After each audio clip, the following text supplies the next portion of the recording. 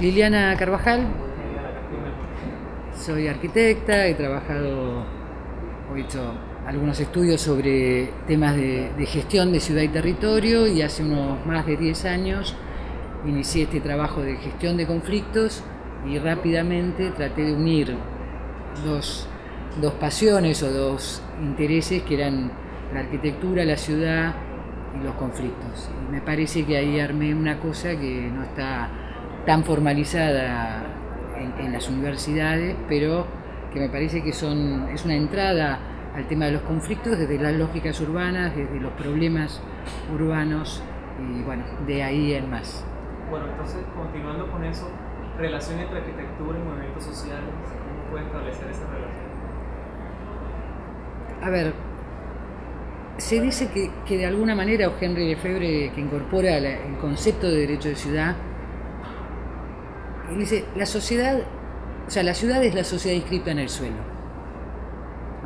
Y esto es una idea muy linda porque efectivamente, si la ciudad es la sociedad inscrita en el suelo, uno puede decir, también la ciudad produce y reproduce las condiciones sociales. Y en ese sentido la arquitectura tiene un papel central, y uno podría decir, hablando en Colombia, no es tan difícil pensar en Medellín, por lo menos yo no conozco Medellín, voy ahora a conocer Medellín, pero venimos siguiendo el caso de Medellín, cuando en realidad la arquitectura se usó como medio, no como fin, no como objeto, sino como medio de promover ciertas condiciones sociales. Esto es, la idea del espacio público, la idea del acceso a la ciudad. Una de las cosas que me pareció muy interesante que dice Fajardo es: se necesitan viviendas, pero lo de la vivienda va a venir después. Lo que hay que hacer para superar el miedo es más gente en la calle.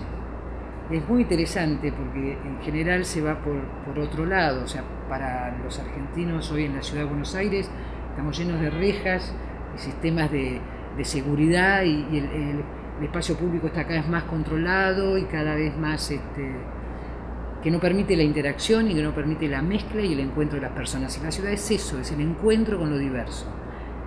¿Es conflictivo? Y sí, necesariamente es conflictivo, pero lo que hay que ver es cómo se puede gestionar y administrar esa conflictividad sin separar, ¿no? Y ahí me parece que Colombia nos da una lección muy interesante con esta idea de que el espacio público es donde la gente se puede encontrar, y que ahí es donde esto es una estrategia central, me parece, de la transformación de Medellín. No les quiero hablar a ustedes de algo que tal vez no estén de acuerdo con lo que yo digo, pero no sé si en los logros, no sé si realmente es lo que ustedes quieren o pueden celebrar, pero mirado desde afuera, para nosotros es una orientación posible, es una orientación muy interesante, de una propuesta que no estaba y no está en otras ciudades. Yo hace tiempo hice un posgrado con Jordi Borja, que es el referente de Barcelona, y una de las cosas que le decíamos, yo todavía no sabía la experiencia de Medellín, ya había empezado, y una cosa que le decía a Jordi Borja es, bueno, está bien, pero Barcelona es fácil, ¿no? Digamos, ¿cómo se hace proceso de transformación urbana interesantes para que superen las condiciones o que ayuden a superar las condiciones de desigualdad y fragmentación social de Latinoamérica, ¿no? Y me parece que eso es... Sí. Usted habla de Medellín, usted dice que no conoce muy bien No conozco la ciudad, no estuve en Medellín. Conozco de lectura, de ir siguiendo el proceso, pero siempre desde la lectura y desde las imágenes, no desde haber caminado en Medellín. Y ahí vuelvo y me parece que de ciudades fragmentadas, ciudades tan desiguales,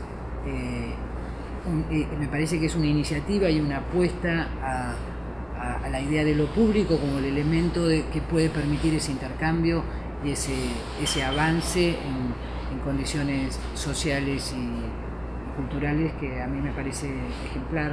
Y bueno, lamento si no es la opinión para ustedes, para mí realmente es un referente. Después no hay receta, no hay nada que se transporte directamente, pero esto de que la arquitectura se utiliza como herramienta y como medio para lograr determinadas determinadas condiciones, uno puede decir, bueno, tal vez se logren o no, pero me parece que es un buen camino. ¿No le parece que de pronto podemos ver en Medellín que esos procesos de desarrollo arquitectónicos, o que el metro, o que el metrocable, son procesos o elementos que encubren ciertas desigualdades económicas, sociales? O sea, que lo que buscan es como construir cierta ciudad. Miren, yo les puedo decir una experiencia. Mi hijo, no es por hacer ninguna cosa autorreferencial, tiene 20 años cuando fue a Medellín, ¿no? Y él me decía una cosa muy interesante. Era, es cierto que desde un parque biblioteca uno ve la Villa Miseria. Para nosotros la Villa Miseria es los sectores más pobres, donde viven sin infraestructura, en condiciones absolutamente miserables. Pero, o sea, la diferencia con Buenos Aires es que cuando uno está adentro de ese parque biblioteca, el que está adentro también es el que vive en la villa. Y esto es, yo mostré ayer unas imágenes del contraste de la ciudad de Buenos Aires y decía, hay una frase muy porteña que es la ñata contra el vidrio, que es aquel que nunca va a tener acceso y está mirando la ciudad opulenta, la ciudad rica, sin tener acceso a ella. A mí me parece que cuando se instalan estos artefactos que pueden ser discutidos estéticamente, si la inversión semejante, se puede discutir. Ahora, cuando ese objeto es de inclusión justamente a los menos favorecidos en la ciudad, a mí me parece que es una apuesta interesante. Y cuando decimos el metro o el metrocable, y a mí me parece que el transporte y la movilidad pública es lo que realmente permite el intercambio. Me decía arquitectos amigos que habían visitado Medellín, y así yo me inicié en la lectura de Medellín hace muchos años.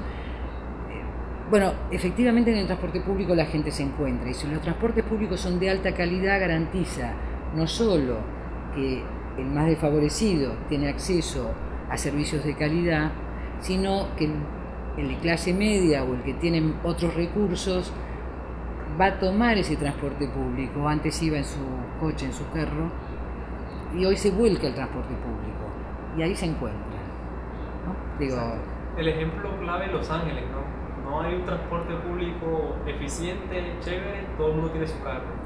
Sí, es entre lo privado, la privatización absoluta, o el compartir, así sean mínimos espacios. Tal vez no establezcan una relación, digo, en el metro uno no se va a poner a charlar con la gente, pero además empieza a ser visto el otro, ¿no? Digo, cuando uno empieza a ver al otro. Yo hoy estoy trabajando en la Defensoría del Pueblo de la Ciudad de Buenos Aires con un equipo de trabajo en Villas Miseria. Y efectivamente es como un micromundo, ¿no? Viven con sus propias lógicas, no se mezclan, y hay gente que no sale nunca de la villa, que hace años que en general pasa mucho con los inmigrantes de países limítrofes o con migrantes internos de la Argentina, de la ciudad de Buenos Aires, que vienen de otras provincias. Y les da miedo, y se sienten absolutamente distintos, y los miran como absolutamente distintos. Y eso es un proceso de exclusión permanente. Entonces es importante cuando hay inclusión, pero cuando aparecen fenómenos como la gentrificación, que lo que procuran es aislar, desplazar, ¿qué sucede allí? A ver, la gentrificación es una consecuencia. Digo, nadie se propone bueno, sí, también. Pero, a ver, hay un urbanista, geógrafo muy interesante, que es David Harvey, que él habla de una figura que es muy, muy interesante, que se llama capitalismo por desposesión. Es una lógica del capitalismo, que para acumular, eso requiere quitarle a alguien, ¿no? Y Harvey mantiene una discusión muy interesante con Jordi Borja, que en este posgrado que tuve la oportunidad de cursar como estudiante, en realidad, Borja termina en una de las charlas diciendo: Harvey tenía razón, las ciudades que yo pienso son ciudades de clase media hacia arriba. Porque en la medida que mejora la ciudad, los pobres se van, se tienen que ir. Porque aumenta el alquiler, o sea, si la ciudad mejora o un barrio mejora, necesariamente sube el alquiler. Suben los productos, los servicios, lo que uno compra. En un barrio no vale lo mismo el paquete de café que en otro barrio. No es cierto, eso no, porque también el alquiler del local es distinto. Entonces, es cierto que esto sucede, es casi inevitable en la lógica del capitalismo. Lo único que se puede hacer es generar instrumentos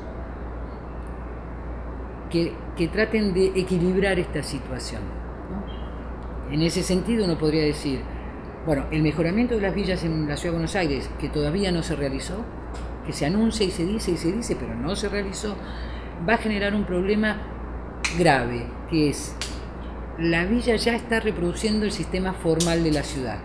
Esto es, en la medida que se mejore la villa, se pongan infraestructuras, va a ser expulsada gente, porque los alquileres van a aumentar. El alquiler informal ni siquiera protege por un periodo X de 2 años, como es cualquier contrato de alquiler en la ciudad. Inmediatamente se van a tener que ir. Entonces, bueno, si no hay instrumentos que tiene que ponerlos el Estado como política pública, en el caso de las ocupaciones ilegales, como pueden ser las villas miseria, que son generalmente terrenos fiscales, terrenos del Estado, que son ocupados, uno diría, bueno, lo que no puede permitir el Estado es lo que está permitiendo, que es que una persona tenga no un espacio que ha ocupado porque no tiene dónde vivir, tiene 20, porque ha conseguido alguna alianza de poder político muchas veces, que le ha permitido construir en altura, ocupar más espacios, y hay un sistema inmobiliario informal que uno diría, bueno, tal vez el Estado tendría que buscar otro modelo que no sea titularizar ahora las viviendas como quieren hacer, que no lo van a hacer a favor de la gente, lo van a hacer a favor de un negocio concreto, que es alguien va a comprar esas viviendas una vez que estén titularizadas. Entonces, bueno, hay que buscar otro tipo de instrumentos, el instrumento de plusvalías urbanas, el instrumento de comodato, o sea, el alquiler social, que la vivienda quede como titularidad del Estado y el Estado pueda cederlo a quien realmente lo necesita. Digo, se pueden improvisar, todas las formas están inventadas. Digo, algunas ciudades han implementado unas, otras, pero uno podría decir, todo eso requiere una decisión política y de una decisión social, donde una sociedad tiene que hacerse cargo de lo que le pasa. Una sociedad que no puede ver que hay gente que está viviendo en las condiciones miserables que está viviendo, no puede pretender que vivamos en ciudades seguras, ¿no?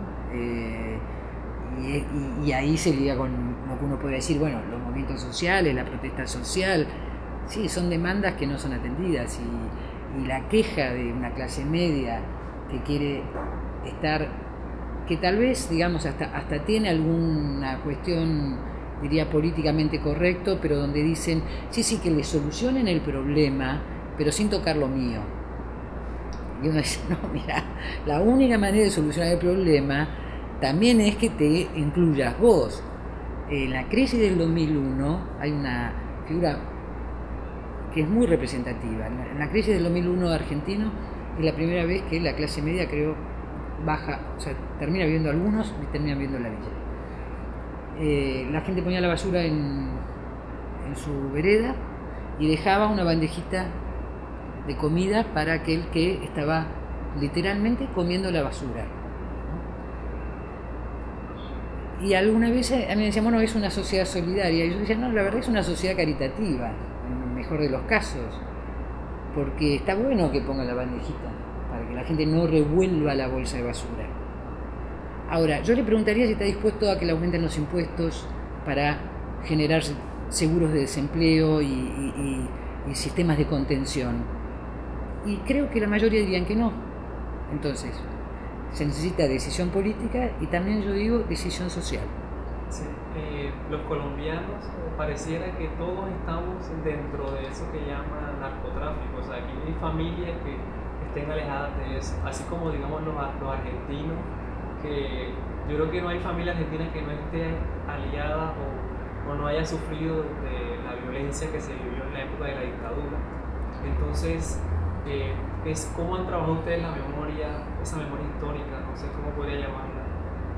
A ver, yo diría que es casi a contrapelo le llamaría, porque no es cierto que la sociedad sufrió en esa amplitud. Creo que para ustedes el narcotráfico es algo mucho más extenso, así sea simbólicamente, ¿no? El estigma, digamos, que padecen, por supuesto que supera absolutamente la realidad también. La violencia en la Argentina, el terrorismo de Estado, no es cierto, no fue tan extenso en cuanto a lo que toma a la sociedad. Hay una frase que distingue a la sociedad argentina en aquel tiempo, que es por algo será. Cuando se llevaban a alguien de una casa, ¿no? Es por algo será. Esto es, a mí no me va a pasar, porque yo... Bueno, no era así, era por algo, por nada, por no se sabe. Y hace unos años se hizo una muestra en un museo que decía, no sabíamos, era el título, ¿no? Porque la sociedad argentina, inmediatamente que cae la dictadura, se asombra de lo que pasó durante la dictadura. Es más, durante el Mundial del año 78 hubo periodistas franceses, o sea, había las madres de Plaza de Mayo pedían a los periodistas extranjeros que digan lo que estaba pasando en la Argentina, hablaban de campos de concentración, decían, llamémosle centros de detención clandestinos para poner una palabra tan grande, y todos decían que no, y salió un sticker que se pegaba en los coches que decía, los argentinos somos derechos humanos, y se hablaba de que había una campaña anti-argentina en el exterior para boicotear o para malograr el mundial. Así que la sociedad no estaba comprometida con los derechos humanos en este sentido. Entonces, cuando es cierto que Alfonsín gana con 2 o 3 consignas, y una es el juicio a las juntas militares, y ahí sí la sociedad empieza a plegarse. Luego hay organismos de derechos humanos, gente que participó de uno u otro modo políticamente o incluidos en la lucha armada, que inician este proceso de construcción de la memoria. Y hay preguntas que se hacen algunos de los intelectuales que han trabajado sobre estos temas, que es qué recordar, cómo recordar, para qué recordar y hasta cuándo recordar. O sea, ¿hasta cuándo seguimos? Al infinito llevamos 30 años de construcción de memoria. Y hay un intelectual que dice, este proceso tiene que durar todo lo que tenga que durar. No podemos definirlo de antemano, o decir, ya estuvo bien. Y la verdad es que en este congreso una de las cuestiones, si bien se trabajó, o sea, se trató en varias charlas el tema de reconciliación, etc. A mí hay una cuestión que me preocupa en general, no digo particularmente en estas charlas, menos aún, me pareció muy interesante la charla de José Castilla con el caso de ETA. Me pareció interesantísimo el planteo. Pero hay una tendencia, por lo menos en la Argentina, de ver estos procesos de una manera que yo le llamo, así como se habla de la banalidad del mal, yo digo la paz o los procesos de resolución de conflictos como la banalidad del bien, ¿no? Porque terminan siendo algo donde parece que todos nos vamos a amar, y no es que nos vamos a amar, ¿no? Pero todo el proceso de memoria y de ponerle palabra a las cosas que sucedieron, poner palabra en el horror, se trata no de armar ni con incluso los memorial, ¿no? Los monumentos de memoria, o sea, ni el mausoleo de la reconciliación o el panteón de la reconciliación, ni el duelo eterno. Sí, esto lo dice un intelectual argentino y dice, en definitiva lo que se trata es hay otra fórmula que sería el cómo generar un hilo de sentido de lo que sucedió. Y me parece que en lo que decía hoy José no es tan importante el perdón o no perdón. Por ahí no hay perdón, nadie pide perdón, no se perdona, pero sí lo que las víctimas tomaron es un sentido de lo que pasó y el victimario también un sentido de lo que hizo. Y ahí me parece que hay una oportunidad. Esa es la oportunidad de que cada actor, desde el lugar que sea, pueda hacer un proceso y una sociedad pueda hacer un proceso que es un proceso difícil, no es lineal. Por eso digo, no es la paz como una cosa que todos queremos y el amor como también se dijo en algún momento en las preguntas. No se trata del amor, se trata de la responsabilidad de cada quien, de ver cómo nos comprometemos con el otro. Ese título que yo usé de Susan Sontag, ante el dolor de los demás, es, bueno, a ver, ¿qué actitud asumo yo frente al dolor? Y cómo puedo ver, tanto en la víctima, legítimamente, puedo aceptar su odio, su rencor o como fuera, y también del victimario, que no es solamente el mal, no es solamente, tal vez sea más mezclado. Y es distinto, y eso sí quiero dejarlo muy claro. La Argentina no intentó un proceso de reconciliación y básicamente es distinto porque efectivamente no son grupos civiles. Cuando el terrorismo es el terrorismo de Estado, es distinto. Entonces no es el mismo tipo de procesos. Uno podría decir, ¿se podría haber intentado? No lo sé. Cada contexto es específico, cada sociedad es específica y entonces no es traspolable una experiencia con la otra. Son referencias que uno puede utilizar y uno puede tomar y decir, mira vos, acá hicieron esto, en Sudáfrica hicieron aquello. Bueno, ¿y nosotros qué queremos hacer? ¿Qué vamos a hacer con esto? ¿No? Y eso es un debate. Y es un debate que cuanto más amplio sea en la sociedad, mejores posibilidades tiene de poder avanzar en una dirección de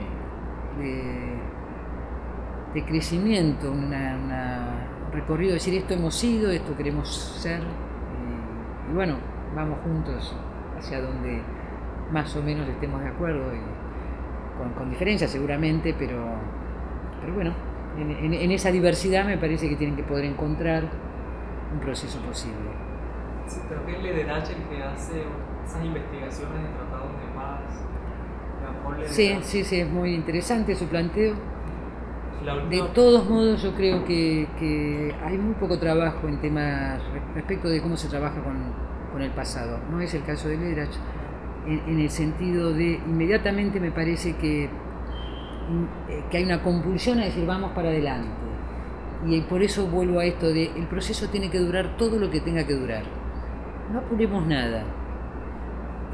Si son tantos años de violencia, ¿por qué queremos rápidamente suturar ese pasado? No hay que suturarlo, hay que dejarlo abierto. Al final un día va a cerrar, tal vez en próximas generaciones.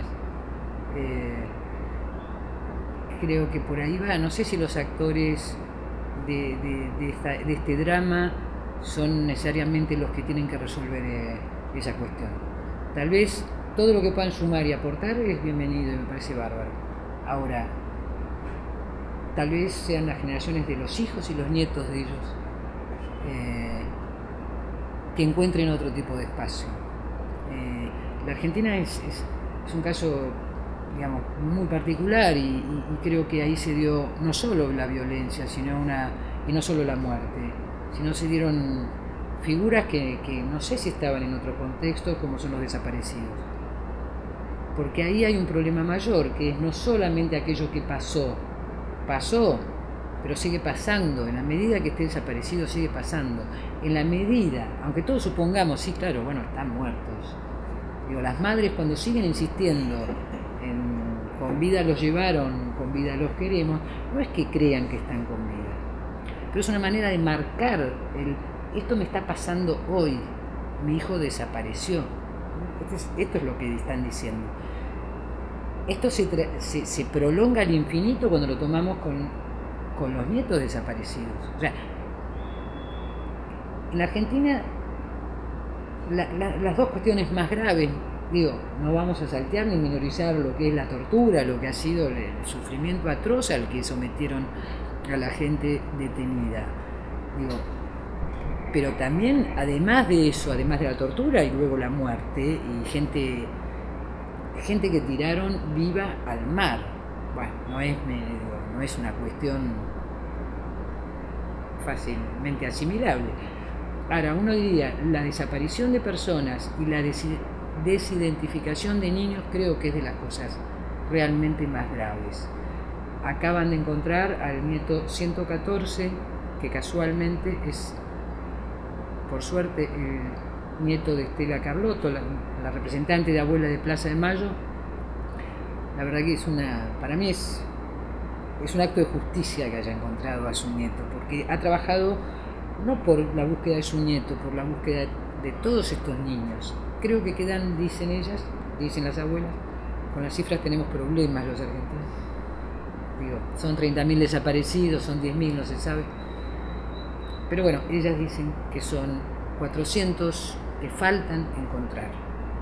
Si en 30 años encontramos solamente una quinta parte, digo, estamos mal. Entonces eso también es, el proceso dura todo lo que tiene que durar, porque eso no puede suturar si sabemos que hay personas que hoy tienen 38 años.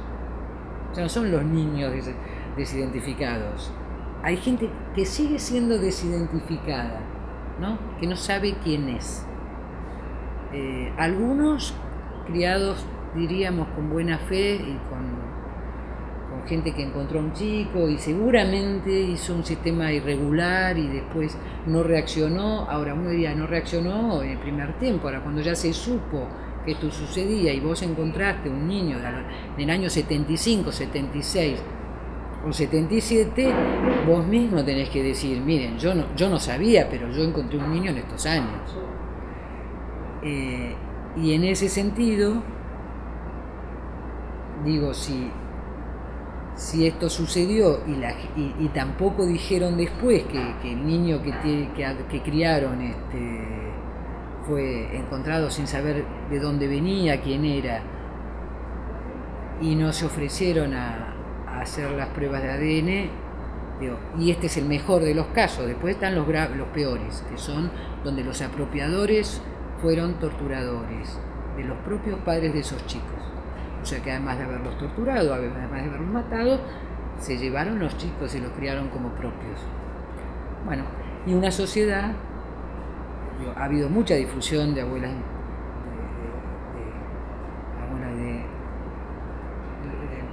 todo el sistema de abuelas y de madres, que con una difusión muy grande. Es decir, si sabés de alguien que no estaba embarazada y un día apareció un niño en esa casa, en tu barrio, bueno, decilo. No se tomó ninguna represalia concreta, salvo las condenas que corresponden si se cometió un delito, pero han tratado con mucho cuidado todo el proceso de ver si este chico podía ser o no hijo o nieto de desaparecidos.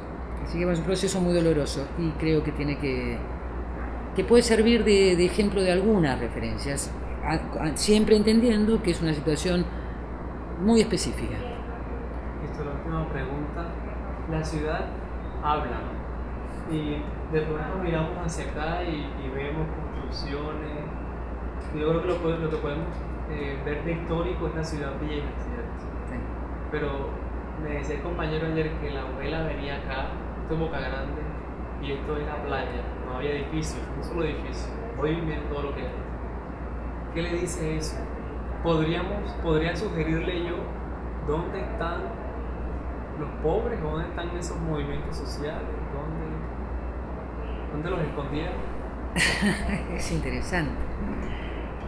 A ver, es muy difícil, es un proceso casi implacable, pero hace unos años en una cumbre, que diría, no sé, ecoambiental, no sé, la cumbre Río +20, no me acuerdo cómo es la terminología. Pepe Mujica, presidente uruguayo. Uruguay es un país muy especial, con un alto estándar de ciudadanía, con una brecha social que existe pero menor, por lo menos a la Argentina. Y en esa cumbre él decía, bueno, nos reunimos, hacemos cumbres internacionales, acá venimos, lo pasamos muy bien.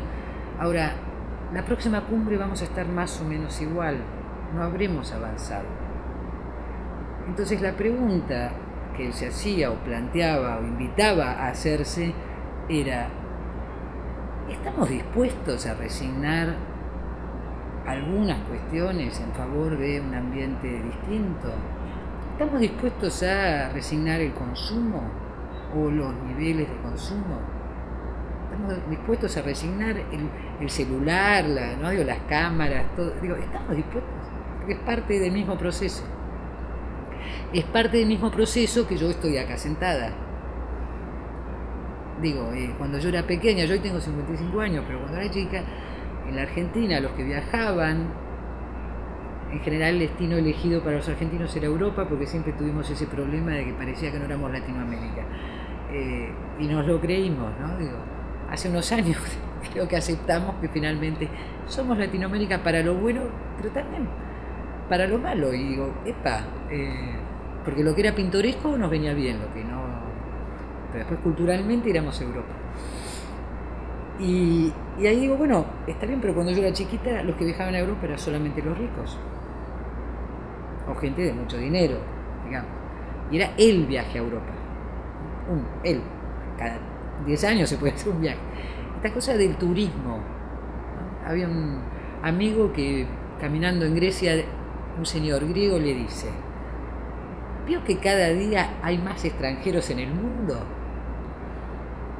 Bueno, más allá del aumento poblacional, ¿no? Uno diría, no, lo que hay es más circulación de gente. Hay circulación de gente, circulación de bienes, circulación de... Y eso tiene su lado A y su lado B. Digo, por un lado, efectivamente, permite que nosotros nos conocemos. Y por otro lado, es cierto que eso no permite superar algunas cuestiones de desigualdades de lo que es el ambiente, y incluido dentro del ambiente la cuestión de la memoria histórica, que puede estar en las construcciones, que puede estar en... Entonces, bueno, es un debate, es una discusión y, como decía ayer, no hay soluciones perfectas ni respuestas redonditas, ¿no? Hay ideas, hay debates, hay reflexiones y, bueno, en ese entretejido de unos y otros y de las diferencias y de cómo miramos uno y cómo miramos otros, podemos darle un sentido a esto que estamos haciendo. De todos modos, como es un proceso que no tiene vuelta atrás, uno lo que debería pensar es en cómo se puede realmente trabajar para que haya ciudades abiertas, ¿no? Digo, y esto está relacionado con la inmigración, etc. Ciudades abiertas e integradas, y donde la brecha social la podamos ir reduciendo y donde todos tengamos derecho a la ciudad. Y ese me parece que es una utopía, pero me parece que ese es el norte que al cual podemos orientar el trabajo. Muchísimas gracias. Sí. Gracias a ustedes.